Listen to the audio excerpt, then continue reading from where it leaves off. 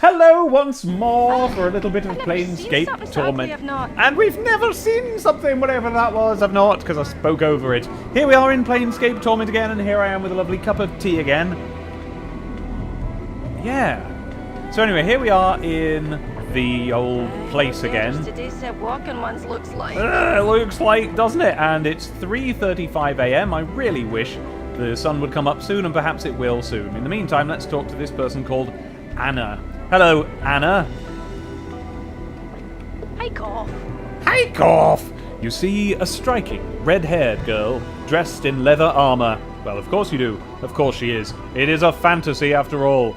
The girls have to dress in leather armor. Otherwise, how would they breathe? Through their skin. Her right arm is covered with a series of interlocking plates that look as if they were taken from the skin of some creature, and a horn-edged shoulder piece protects her left arm. Oddly enough, she has a tail that is flicking back and forth as you watch. Pike off! Oh, Pike, not Hike off. Hike off would make sense, but no, it's Pike off. I suppose she wants you to go down the pike, because she's never seen an animal she didn't like. Greetings. The girl ignores you. Well.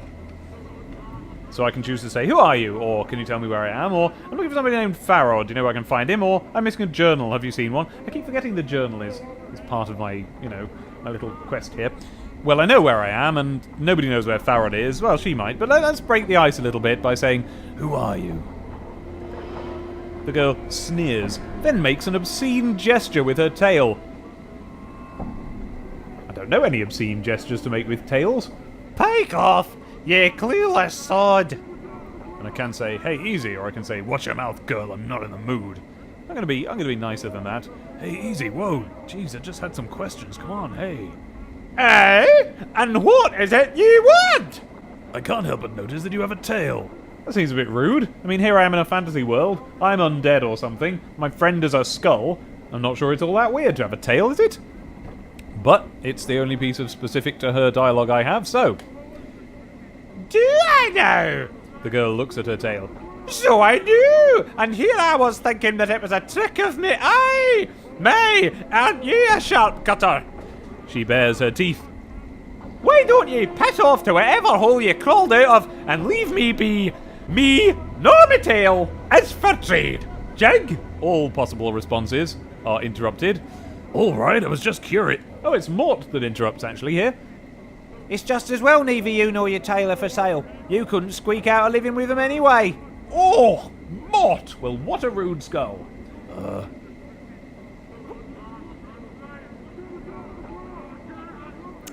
With every line of her dialogue, I'm hoping there's a little bit of recorded dialogue again, because I love the voice so much. Well, I'll have to supply it myself once more. What are ye about, ye blighter? Say it again! So I can defend myself by essentially not acknowledging that he said anything. He didn't say anything, but I'm still curious. Why do you have a tail? This doesn't seem very, you know what I mean? Doesn't seem very respectful. It's obviously because of her race or something. Or forget him, I had some other questions, which is more polite. Or I can just repeat what he said so that she gets really angry. He said, and I disagree, that you couldn't make a living selling yourself. Wow, what a charmer, the nameless one. I don't see how that's going to go down any better. He said, and I agree, that you couldn't make a living selling yourself. So, we can bring up what he said and either agree or disagree with it.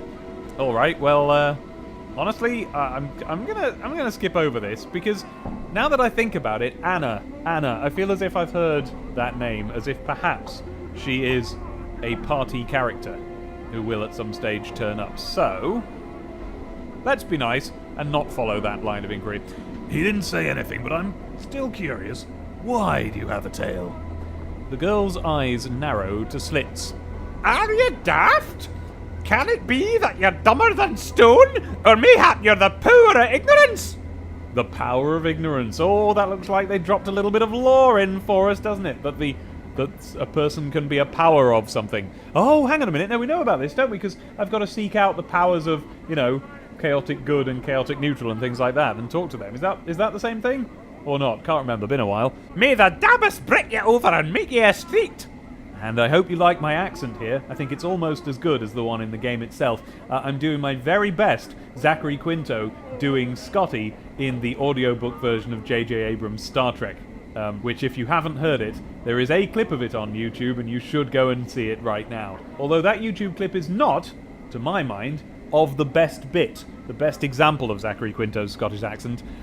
If you want to hear more, do get yourself a copy of the audiobook. It's worth it, I promise you. Possibly the worst accent of any kind ever recorded. So let's pick apart what she's saying here. So it's clear to her that only idiots don't know why she's got a tail, which is, that's rather what I was assuming, that she's just a member of a race that has a tail. It seems rude to be bringing it up at all. But furthermore, she's made a reference to the power of ignorance. There's a little bit of lore for us. And then finally, may the Dabbus brick you over and make you a street. So I don't know what the Dabbus is, but whatever it is or they are, a person getting on the wrong side of the Dabbus might get bricked over and turned into a street. So, I don't know, is the Dabbus the thing that makes streets here? Is it like the local council? Let's find out. Look. She's a tiefling, Chief. They got some demon's blood in them, and that makes them paranoid and defensive. Yes, well I would be paranoid and defensive as well, if I was a member of a well-known species that people kept coming up to and bothering me about my physical traits. Now I regret saying the word species, because it sounds like I haven't recognised that there are real-world versions of this that go on every day, and that if I do recognise that, I've just called the members of the minorities who it affects a different species. She's a tiefling, Chief. They've got some demon's blood in them, and that makes them paranoid and defensive. Nice tail, though. Shame it's plastered on such an ugly body. Oh, Mort, you're getting us in trouble here. So I can go, hey, good one, Mort! Yeah! High five! Or I can go, now steady on there, Mort. And that's what I'm going to do, because I'm trying to rein him in. I'm being a nice guy in this game. Right, you listen to me. You better latch your bone box, you foul-mouthed memer, for I splits it from your jaw, jig! We've got another little bit of lore here. A mimir. A mimir. Mimir. Mimir. A mimir. Sounds like the kind of species that Mort might be a member of. Not just a skull. She seems to recognise that some kind of ghost could take the form of a skull, or some sort of thing like that. Or mimir. It sounds a little bit like mimic. Is he a different thing that's simply taking the form of a skull? Or is a mimir something that sort of, takes a skull and inhabits it? Let's find out on the internet. And if it turns out to be a Dungeons and Dragons thing, then I won't read the definition, because, I feel as if it will be revealed in the due course of things here. Oh no, it's Old Norse. It's Norse mythology. The Rememberer, the Wise One, or Mim, is a figure in Norse mythology renowned for his knowledge and wisdom, who is beheaded during the Aesir-Vanir War. Afterward, the god Odin carries around Mimir's head, and it recites secret knowledge and counsel to him. Oh, okay, so a Mimir is essentially a skull that recites wisdom, which isn't exactly what Mort does, but let's give them that. Why don't you try and split my jaw, Chit? All I'm hearing is a lot of chatter from some hive trash. Throw a punch, I dare you, I'll bite your legs off. Flippin' heck, what's going on with Mort and this tiefling? Enough! Flippin' heck, what's going on with you and this tiefling? Aye, that's right, leash your memer, and I'll bury him with his body, jig! Hey, now, wait a minute. We can't say words like this in 2015. Can we say them in 1990, whatever it was, though? Or 2000, or whenever it was. Well, we shouldn't have done, but we all did, thanks to South Park, that bastion of culture. Oh, here we go. We're going to find out about mimirs. Mimirs. Mimir? What are you talking about? Hey, Mimir? Well, the gulf between your ears so wide me words echo. Egypt! Well, I think you'll find Egypt is an Irish thing rather than a dodgy Scottish thing, but alright.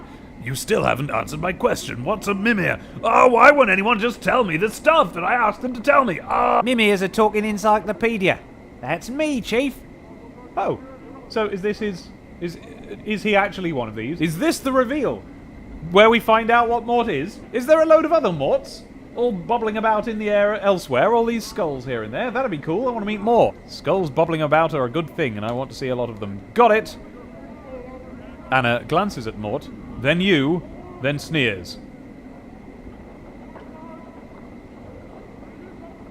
I guess I know which of you has the brains, eh? Yeah. Look, I had some other questions. Aye? And what is it that you want?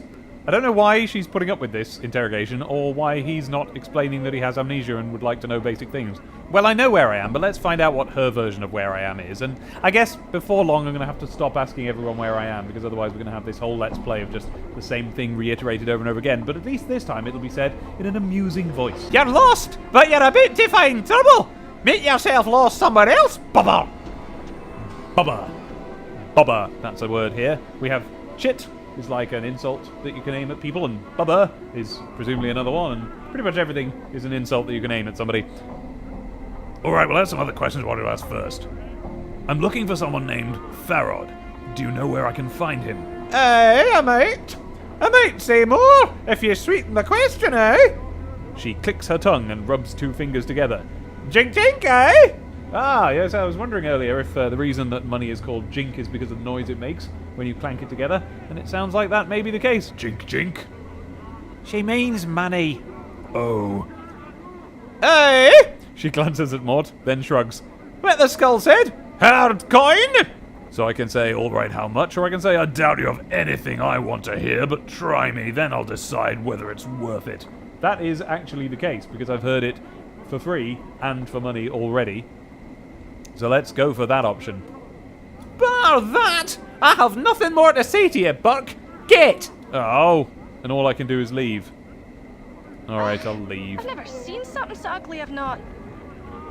Well, I'm going to talk to you again Well, and fool what the is game into giving me a different option there. Alright, how much? She obviously knows something about Farod, so I think we already have heard something about where he is, and I could probably just find him by exploring, but let's play the game. How much is it to you to know, eh? She studies you, then folds her arms. Come on! I haven't got all day, I haven't.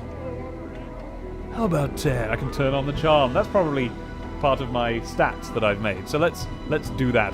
How about 10? If your information's good enough, it could be more. Hey, alright then. She pockets the money, and look, it's already been subtracted from my total. It's gone so quickly you have no idea where it vanished to. I do. She pocketed it. I know exactly where it vanished to. Look for him in the alley. Spireward from the mortuary. Spireward? This does not help me. I am not from this land. I am from Earth. And I do not know words like spireward. That's to the south and west of the mortuary, aye? Alright, okay, cheers. I'm missing a journal. I don't know why he asked anyone about this. I don't know why anyone would have seen a journal, but okay. Nee, I've seen nothing like that, I haven't. And I think we're done. Hey, pike off to wherever you came from then. Farewell to you too. Looks like the Dusty's lost one of the Right. deaders. Oh, look, she's having a little twirl of a knife. Without even moving her hand. Isn't that clever? Oh, she's not. That's her tail whipping about. But because I'm playing this on a modern processor, everything happens a bit too fast. The worst place we can be in Sigil at the worst time. I know. Well, I want to get out of here, but, you know, it's still 3:45 a.m. Oh, my word. Deaders today said walking ones looks like. The Post? The Post? He's a zombie. Let's go and find out in what way he's the Post. This filthy-looking corpse is in sad shape. Its shoulders are slumped, and one of its legs is broken, causing it to lean to one side. Stains cover it from head to toe. Judging from the smell and the texture... The texture? What am I doing fiddling about with a zombie to find out what texture it is? The stains run from rotten fruit to mud and bird droppings. So not only am I fiddling about with a zombie, but I'm fiddling about with bird droppings as well. To add to the indignity, of touching it to find out what it is, graffiti has been carved into its body and several notices have been nailed into its chest, back and head. Right, so it's actually a notice board. It's just a zombie that stands there and people hammer nails into it with notices on them. Oh my word, look. That's gross, and I love the way zombies are used in this. It's like literally it hasn't got a brain, so people do not care what they do with them. Why, they might as well have just erected a post. They might as well have just hammered a bit of wood into the ground. But no, let's get a zombie. Let's hammer some nails into him. The people here, you know, they're not great. I thought I was in bad shape. Don't all those nails hurt? But of course, the corpse makes no response because it is in fact a corpse. Okay, well I'm going to examine the corpse. Despite the many stitches, the corpse's rotting skin is peeling in several places, revealing long stretches of muscle and bone. You'd guess that this zombie is frequently used as target practice. The fruit and mud stains aside, some of the tears in the skin still have rocks and bits of glass lodged in them. One wicked-looking cobblestone is still embedded in the side of its head. Flippin' heck. Oh, pry out the cobblestone. Yeah, alright, that might be useful later. Oh! Ooh, I got a little bling for that. You grab a hold of the cobblestone and pull it out of the corpse's head. Traces of brain matter and rotting flesh slowly drip from it. It looks like whatever was in its head turned to ooze long ago. Now, as you will have gathered by this stage, if you hadn't already, and if you didn't already know, and if you just haven't got a brain in order to figure it out or already know it or whatever, this was made in the days when not everything so elaborate as this could be programmed into a computer game. I think these days, if you were playing an RPG, if you're playing The Witcher, and this sort of thing happened, you would expect there to be a brief cutscene of him leaning forward and pulling the thing out and going, because Geralt in The Witcher has the same voice as the Nameless One. Not the same voice actor, just the same voice, much like Snake does. Snake, Geralt, and the Nameless One, very much the trifecta of guys who have that voice. And in those days, you just couldn't do that amount of stuff in games, so people didn't tend to do it. But here we have a game that broke through that by, having most of the action take place in text. So we absolutely, the sky was the limit. They could have anything happen at all. And that was one of the things that was so exciting about it, and one of the reasons that I got so invested in it and, wanted to do this series. Anyway, it looks like whatever was in its head turned to ooze long ago. Okay, so now if I examine the corpse, it presumably won't say the thing about the big... No, it doesn't. Great. Okay, so let's examine the graffiti and notices. A number of the leaflets have been ruined by rain, but some of them are still legible. One, tacked to his back, is from something called the Office of Vermin and Disease Control. Well, were I a member of the Office of Vermin and Disease Control, my first action in office would be to make it so that there weren't so many zombies hanging around my office. That might help with controlling vermin and disease. The one on his forehead looks like a bill of fare for a restaurant, one on his chest looks like an official notice, and another appears to be some sort of want ad. Okay, so I can ignore the notices altogether and examine the graffiti. Hopefully it'll let me do that in a minute, but for now, let's find out about this Office of Vermin and Disease Control, because I want to know what on earth they think they're doing using zombies in part of their job if they are an Office of Vermin and Disease Control.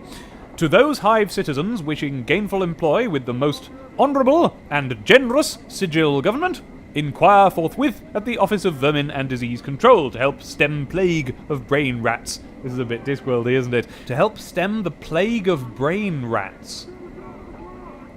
Cool.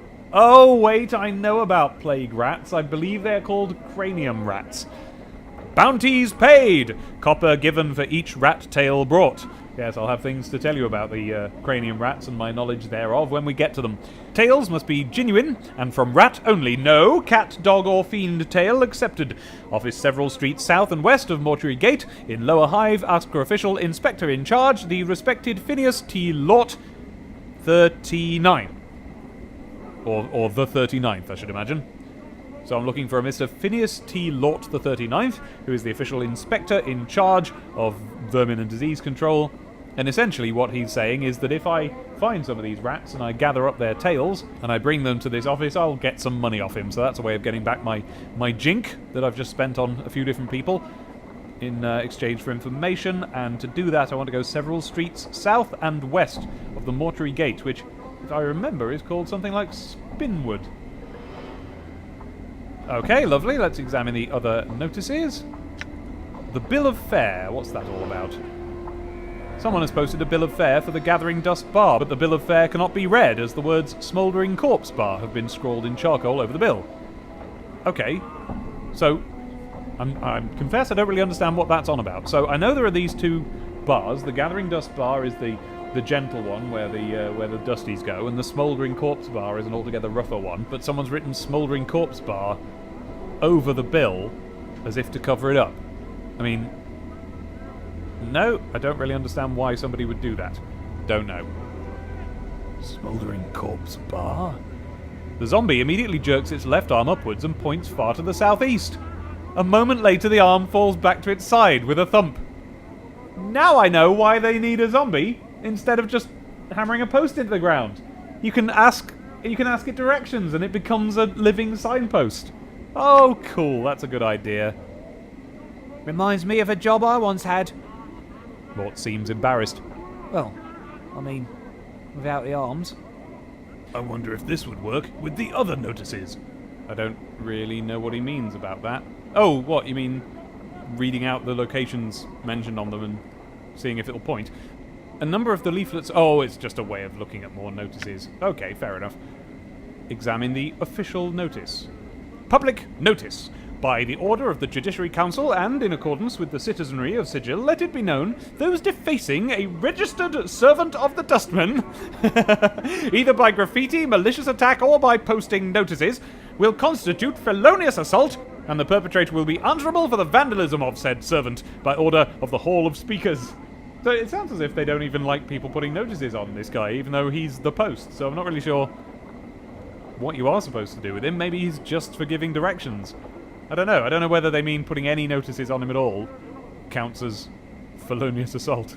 The want ad, what does that say? Wanted, able-bodied person willing to investigate a matter of the utmost importance to the Dustman cause. Ah, now, this is where things are starting to get a bit witchery. And I know witchery. In The Witcher, you often go up to notice boards and see what sort of little jobs people have posted on them. Person needed to investigate this or that. And then you do it. That's then added to your list of quests in your journal. Now, if this is going to update my journal in this game with, new quests based on this sort of thing, then that would be quite cool and nice, and I would understand it and follow them and do that.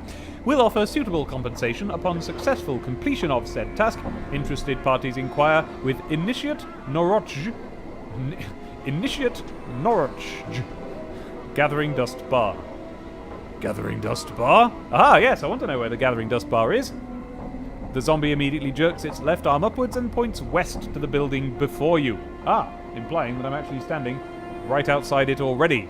And I assume that, north is up, so this is west, so this big clump of whatever this is probably going to be the Gathering Dust Barn. Alright, any other notices on there? No other notices, so let's look at the graffiti. The graffiti runs from obscenities about the dustmen to slogans glorifying what appear to be local gangs. One piece of graffiti catches your eye. Someone has carved the name Farod on the corpse's left arm, then slashed an X across it. Oh, and I can go Farod. Oh, and the zombie will point in the direction of Farod. Ah, cool. Updated my Farod. Oh, I got all 500 points for that. I only got 250 for the last thing. The zombie immediately jerks its left arm upwards and points far to the west. How can I tell how far it's pointing? Is it like... or does it go... as per a game that I played with my Nana one time on holiday when I was a very young child called the Ming game, in which we would hide something and then... I can't remember the rules actually, but it was you ended up sort of pointing and going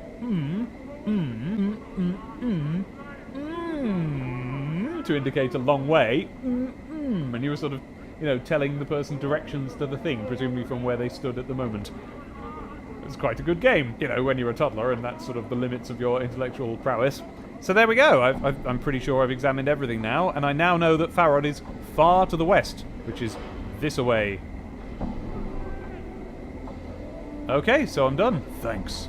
Done. All right, there we go. And what time is it now? 3:50 a.m. Oh! So time does pause while you're doing that sort of thing. That's a shame. Alright, oh, I saw a question mark then. What's that? Gathering Dust Bar. We're going in the Gathering Dust Bar. I'm going to stop soon because I don't want all my videos to be super long, and they have been. Chief, what are we doing in here? Let's say we just give this place the laugh, alright? What say we don't, and instead we examine every last inch of everything in the game because it's an RPG. What is your problem? Jeez. Alright, what do we got? Oh, there's Norwich! Norwich! Great, so we're going to get a quest from him. We'll do that in a minute. First of all, let's just sort of take in our surroundings. Here's the bar. Yeah, it's got tables. It's an eating sort of a bar. Sere the Skeptic. Okay, that's just Dustman. So most people here are presumably just generic people. Oh, I like the barman's a zombie. Is that a lady? I think it's a lady zombie. The bar lady is a zombie. But this person has an actual name. That person... Oh, Mortai Gravesend. Whoa. Normal person. Well, I say normal, like, just generic, doesn't matter, NPC. But the ones with names, Old Copper Eyes, are clearly the ones that we need to talk to get gamey stuff. Emmerich.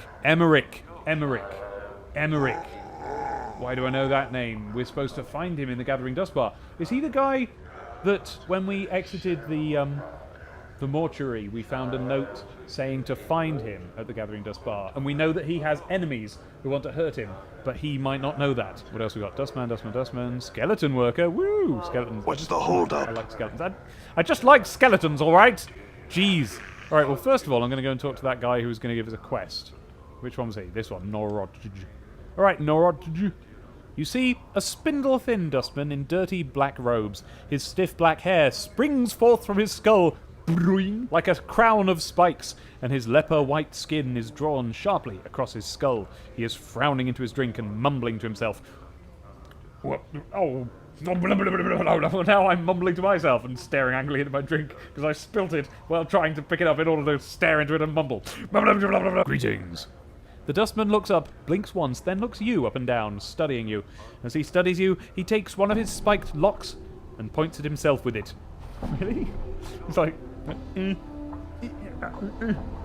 could just point with his hand. Norot. Initiate. Dustman. Guard. Okay. I'm here about the posting outside. The dustman looks you up and down. Many troubles have I. Help, can you? Help, can you? A mausoleum awakes. The dead walk. The dead disturbed. The dustman disturbed. Find out what disturbs the undead, and copper coins I will pay. Well, I mean, I feel fairly undead myself, and pretty much finding out what disturbs that particular undead is very much going to be, I suspect, the overarching plot of the entire game. But yes, alright, if it's presented here as a little mini quest, then maybe not. So, a mausoleum awakes. But, I mean, it sounds as if zombies are coming alive, but, like, that's fine. That happens here. The dead walk. Again, normal. The dead disturbed. Okay, so they're not up for it. The dustmen disturbed. Okay, so everyone's really disturbed at this point. Something. The dead are walking a bit too much. The galloping dead. Find out what disturbs the undead, and copper coins I will pay. Very well. Where is this mausoleum? Doesn't just mean the mortuary, does he? Updated my journal. Mausoleum by Dustmen Memorial. Go north and west from Black Monument. Go to Arch, and a semicircle over your heart with this finger this make. He wiggles the index finger on his right hand.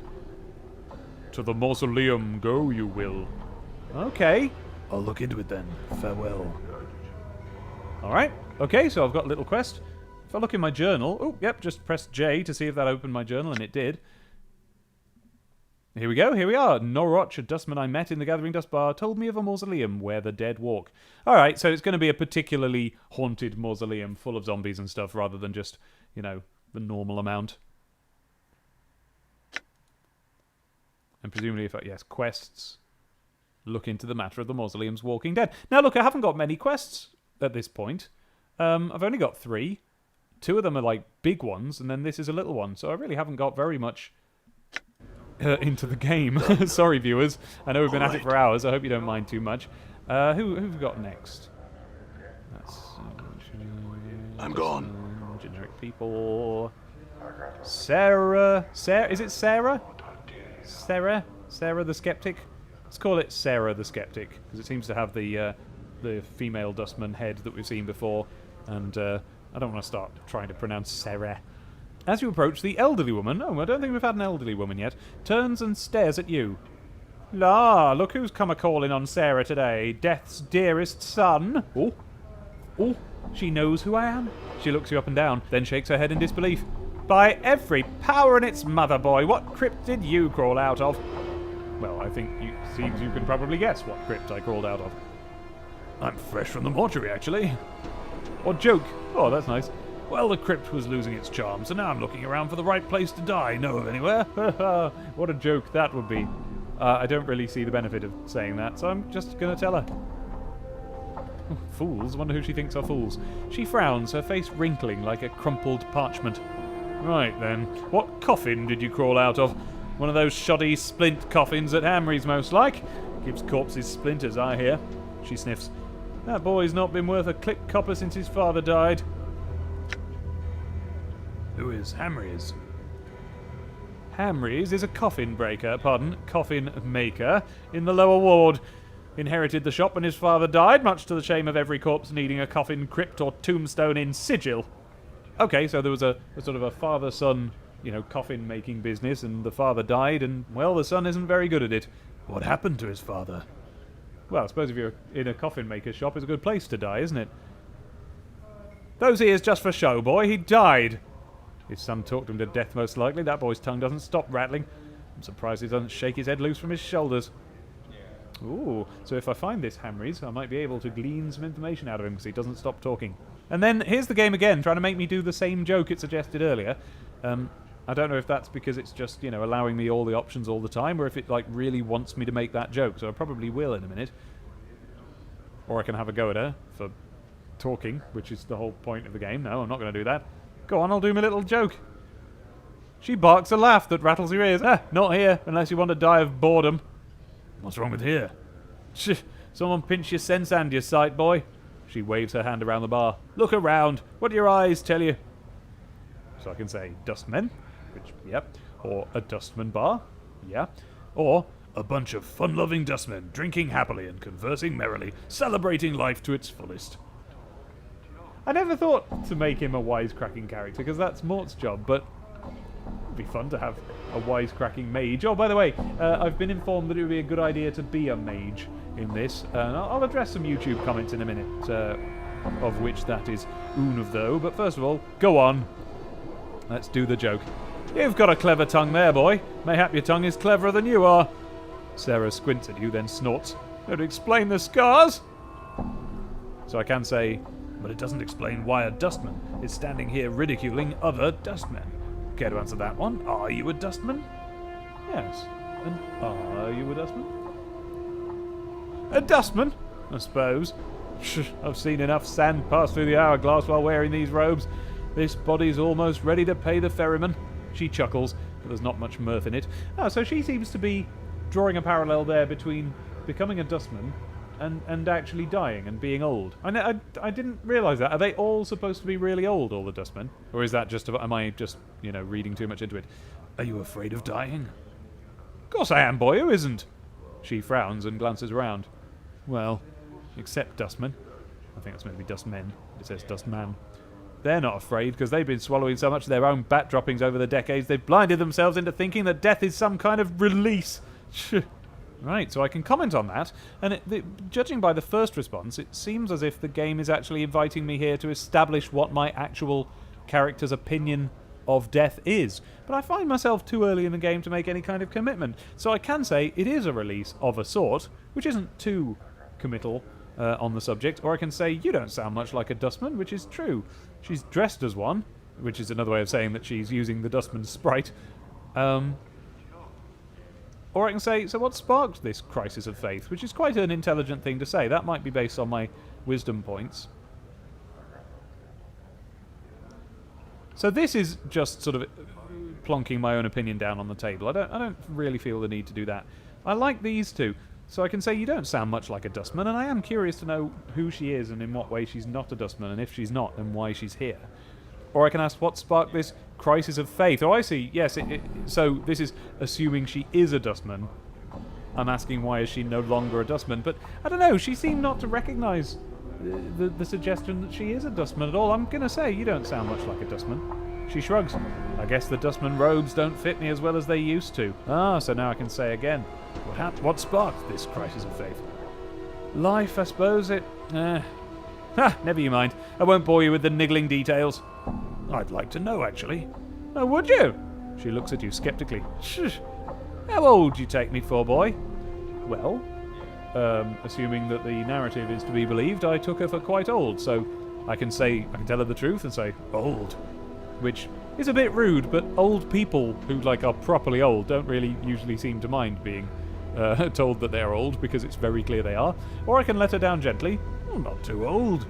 Lie out of kindness, rather youngish. I don't think an old person would stand for that. I don't know and I don't care. Shall I go middle? Shall I go truth? She seems to have a bit of a salty sense of humour on her. I think she'd like it if I said truth. Truth. She snorts. Well, you're wrong. I'm really old. Ah, there we go. See? I thought we were striking it off. Now, I've spent most of my long years teaching dustmen. I've seen many dustmen whelps grow within our order, taught them the ways of the faction, kept the faith, preached the tenets of the faction. She frowns. And so on and so on. No questions, no doubt. This life was merely an antechamber that led to the true death. So what happened? Well, a half-month back, I went sick with the fever. I thought it was the end. It rattled my cage. How? Her face becomes as stone. There's something about having your faction members circle around your deathbed, like a pack of pale-faced ghouls nodding and agreeing that your suffering and dying is all for the best. Oh, Sere is so fortunate. She shall soon be relieved of the burden of life. Burden of life? That's when it struck me. That there's something... A queer expression comes over her features.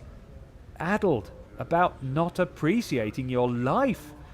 The dustmen keep saying that life is misery and suffering. Is it? That we should be happy to pass on into oblivion? Should we? She shakes her head. Questions, and precious few answers. Oh, this is interesting, because this is giving me a much better concept of what the Dustman faith actually is. You know, when they've said it themselves, it's more of a, oh, you must follow the true way. Here I'm actually hearing a criticism of that true way, and that's giving, you know, certainly giving me a better insight into what it actually is that they do believe, the ones that are faithful. Or is it? I mean, I suppose I've listened to enough people talk about it that I've got the basics down, but I don't know. I suppose I appreciate it as a writing technique. I think I've talked about this in my Way of Kings videos. You know, just laying out and explaining a thing in a fantasy story is not as interesting as taking that concept and breaking it and examining it from that perspective. It makes it sink in a bit better, I find. So I could say, it doesn't sound like you believe in the Dustman philosophy anymore. Or I could say, what will you do? I think the first one is a bit more in depth, so let's go for that. I suppose I have got a swarm of doubts all buzzing in my skull. So, it is something they're allowed to talk about. It's not like a really strict cult where, you know, anyone saying anything out of line should be sort of, you know, looking around in case anyone can hear us. Maybe that comes with seniority, or maybe it just isn't that strict of a cult. They don't seem that bad. I mean, they seem not to like you being in certain places, and they'll attack you if you step out of line in that way, but they don't seem too bad. Hard to get them all to be quiet sometimes. She's talking about the swarm of doubts, not the other dustmen. They need to be fed some answers, and I haven't got them all worked out yet. What will you do? To be square, boy, I don't know. Sere sighs. That's the problem with doubt. I can't even trust that what I'm feeling is true, or if I'm scared of death only because of my brush with the fever. Or even what I should do. Is this a passing thing? I don't know. Sere. So here I've got a lot of different options that I can say, and they're quite long and in-depth. So I think we're about to be dipping into our wisdom points pool here. So these are my options. Sere, if you had truly believed in the Dustman philosophy, then your brush with the fever would not have left you with such doubts. Okay, that's a possibility. Although a person can change their mind. Sere, I would treat this as a test of your belief. It sounds like these feelings are only temporary. All those years of devotion to the Dustmen could not have been false. Okay, so I can kind of help her to bolster her faith. Or I can say, at the core of the Dustman philosophy is that this life is one of pain. It is a weapon that life uses against a soul to keep it anchored to this existence. Do not let this brush with the fever break your Dustman beliefs, so time will heal these doubts. Oh, crikey. Now I'm betting that these are, as I said, in depth because of the points that I've put into wisdom. Or intelligence, one or the other. And because of that, they represent a better answer. They represent, you know, a better thing to click than your basic, it's difficult to answer, look, I had some other questions. Or perhaps even this shorter, less in-depth one. I kind of want to think of them, because they're here in increasing order of length, I kind of want to assume that the lengthier, the better. Let me just read them again. So this one is me essentially breaking her belief, and that might be useful to have an ally, or, you know, someone, you know, that I have a passing conversational allegiance with, who was a dustman and is leaving the dustmen. That would be an interesting character to have. You know, I doubt she's going to become a player character or anything like that, but, you know, it'd be interesting to have around. Or I can make what seems like a relatively weak appeal to her faith and sort of try and have her keep it. Or I can make a much stronger appeal to her faith and bolster it that way. And then what? Then make her happier? She might reward me for cheering her up? I want to try and think in game terms and in story terms, because this is both. And if we're thinking in story terms, it's purely just, you know, what would the character do, or what would it be interesting for the character to do, and purely think of this as a, you know, as a single track story, and not think too much about what will, you know, happen in game terms if I send it down one track or another. In other words, to just assume that whatever I click will in some way add to the story. But thinking about it in gaming terms, I know that one of these leads to a more interesting branch than the other. Perhaps a different reward, perhaps a different, you know, the character is able to recur later on. And something is inching me towards this third option because of how wise it is. And maybe if I say something wise and bolster her faith a bit, then she might, I don't know, she might see me as an ally, she might help me out, she might be my friend within the Dusties. If I had a Dusty who was a non-believer but stayed within the faction, maybe, then would she help me to go against the Dustman philosophy and not achieve true death? And in this case, would she help me to achieve true death? I feel as if not achieving true death is more interesting than achieving true death, because true death sounds like an ending, and not achieving true death sounds like a beginning of something really weird. So I want to do this. I want to do this. I hope I'm not making a big mistake. If I am, we can roll back time on this. We can load up a save game. 500, okay, that's a good one. Sere stares at you, then nods slowly. Maybe so. Maybe so. She frowns, her face wrinkling up in concentration. I'll have to chew it over some more. You should, it's no small matter. La now, enough of me rattling on about my woes. Sere stares at your scars. You look like you've shared a few handshakes with death yourself. Hasn't that changed your views somewhat? Doesn't it make you appreciate life a bit more? Well, my condition is unique. I woke up in the mortuary. I think they mistook me for a corpse and were prepared to bury me. The strange thing is, I think I actually had died and got better. So I can tell her what my actual, like, backstory is, which I'm happy to do now because I've kind of got her on my side, we're sharing things. Or I can just say, truth, yes, or truth, not really. So the game is asking me as the player to decide whether my character does now appreciate life more or doesn't. Or I can just chuck it away. I'm going to say this first one. Sere blinks. You're rattling my coffin. It's true. Strange are the ways of the plains. And I've seen too much to throw any tale out with the wash. She studies your face. If it's true, why does this happen? I don't know. I don't know with more detail. All I know is I woke up in the mortuary with no memory and covered with enough wounds to kill me 3 times over. Now, don't be saying that too loud. She glances around. Most peculiar. Never heard of anything like that. Shame about the memories. Do you have any idea why this happens? Nay, not a one. Never knew anyone who death wouldn't take, until now. Alright, so there we go. I've told someone my story. I hope that doesn't backfire on me. I hope it forward fires on me. I hope this helps me out or does something nice later on. So I can ask about some of the Dustmen in particular. Okay, great. This looks like I might find out about maybe some of the named Dustmen in the bar. I wanted to ask you about some of the Dustmen in particular. No harm in it. What's on your mind? So I can ask about Dahl or Yvain, and that's it. Actually, I met a scribe named Dahl at the mortuary. Do you know him? Dahl, he was my instructor in the philosophical arts during my early training at the mortuary, and a crusty fool to boot. He's ill, so my ears tell me. I bet he'll even bore death with his presence.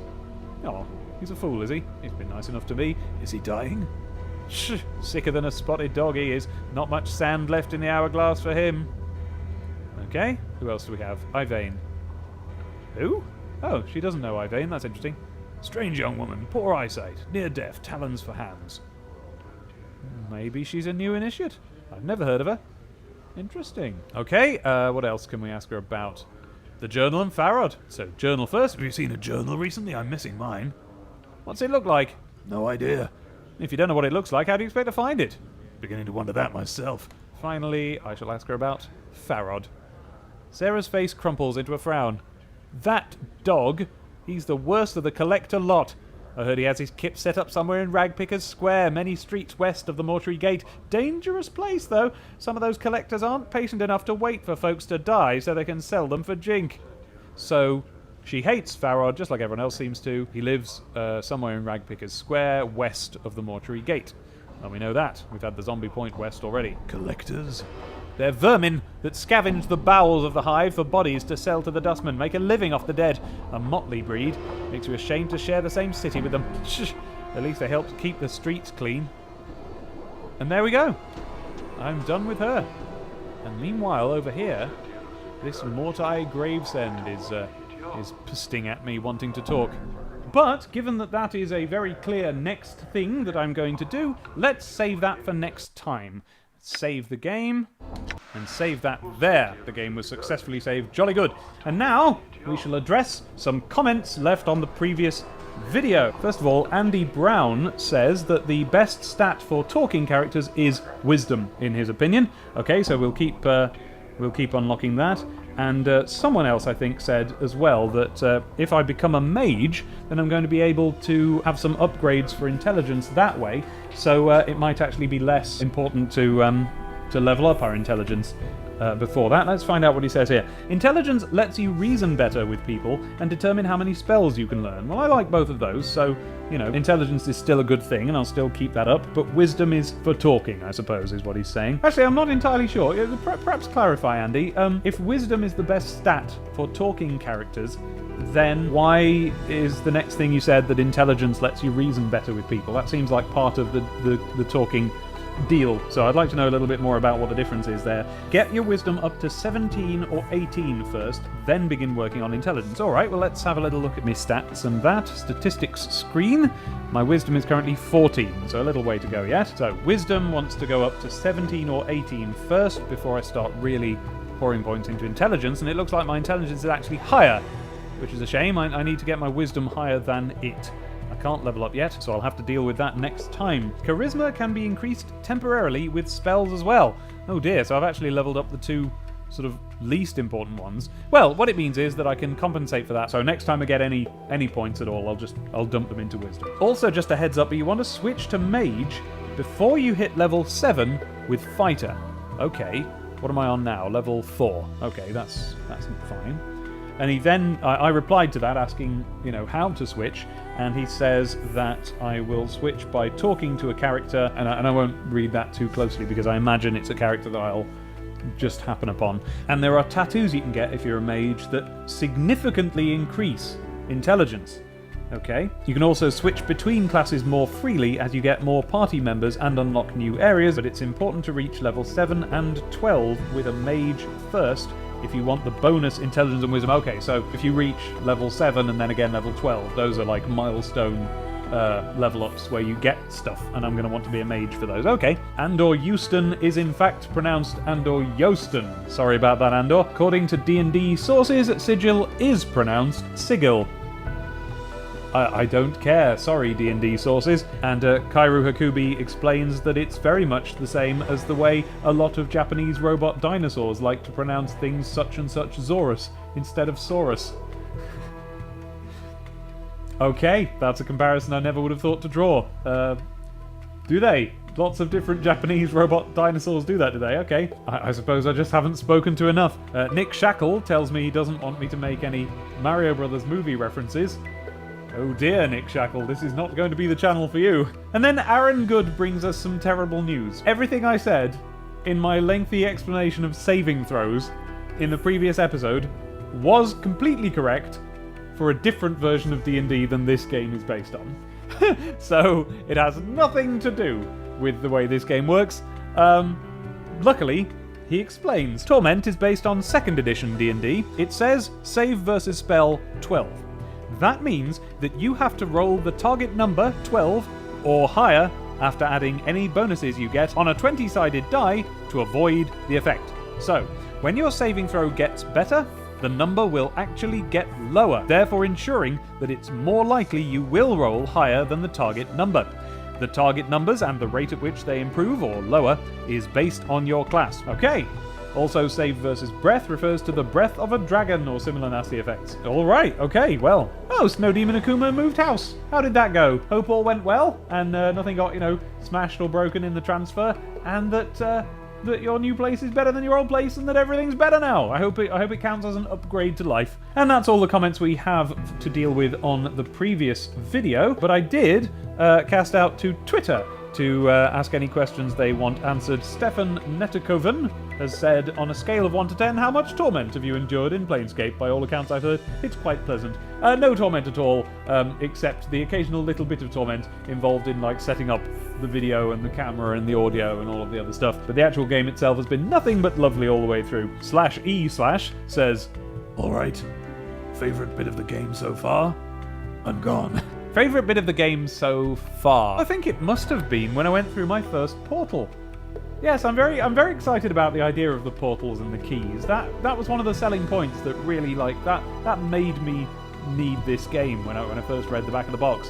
So I think, yeah, finally getting to go through one is probably the moment I've enjoyed the most. And then Spankyworks says, now that you've dipped into streaming, have you thought about streaming any other Infinity Engine games? Well, I've thought about it. I think that because they're a bit more story-driven and a bit more involved and a bit more thoughtful, I might find myself just doing Let's Play videos of those rather than streaming them. I could do both, couldn't I? I don't know. Just because with the Let's Play videos I get the opportunity to edit it down a bit more tightly so that it's, frankly less boring. Basically, I'm certainly planning to do Let's Plays of other Infinity Engine games, and if it turns out that that's, that I end up streaming them as well, then there's that. Yes, if I ever finish this, then you can count on seeing me play more Infinity Engine games, but it does depend on me finishing this, I think. I don't want to jump ship and start another one before I've finished this one, which is my home base one. This is my starting point one, and I want to get this done, and I want to make this an event in my life that started and actually finished before I move on to, a Baldur's Gate or anything like that. There is actually another Infinity Engine game that I did own. I loved it for the day or so that I played it, and then I got completely stuck on what must have been the first screen because I was an idiot. If anyone wants to know what game that was, then we shall take that up another time. So let's stop it there. I shall see you again shortly. Farewell!